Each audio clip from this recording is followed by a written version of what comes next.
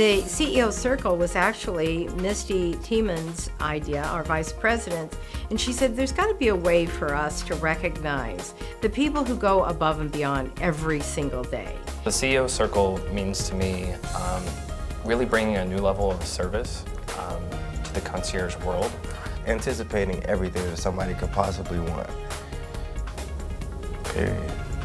And always trying to really find a way to ask yourself, what can I do more for our residents or for our tenants? Whatever the clients and their guests need or want is my responsibility to provide.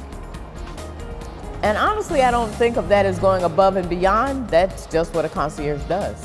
It's not just 100% of 100% of the time. It's how do I make a difference in everybody's life? If someone comes to the desk asking for a package, if I've seen that person before, the package is ready for them. By the time they get to the desk, it's there. Last Christmas, there were protesters in town. One of the things I did was to cover our board so that it looked like a package, because we have a lot of targets in the building, or potential targets. And I didn't want anybody to know who was here if they didn't already know. So those kinds of things are very satisfying. What really gets me excited being a concierge is when I can snag those tickets that someone's been patiently trying to get a hold of for their special event or concert, and I can get it for them and they go, yeah, I'm going. The safety and comfort of my clients is my foremost responsibility. To me, it all starts within. You have to have the right attitude and be willing to do what you need to do to get things done. If I am having a bad day, that's not my client's fault. I try never to let that show on my face. It's my job to make them comfortable, to make them happy. For instance, I lost someone very dear to me this week. No one in the building knows that, because that's not their fault. When I get to sit down with these individuals who are our superstars, who make a difference in other people's lives every day, it's been such a surprise to me. I have reaped so many rewards from these people. Going to dinner with the CEO Circle, which included Lynda, Misty, and a couple other colleagues, was great. It was really good, number one. It was great conversation. So dinner, great conversation, you can't ask for more.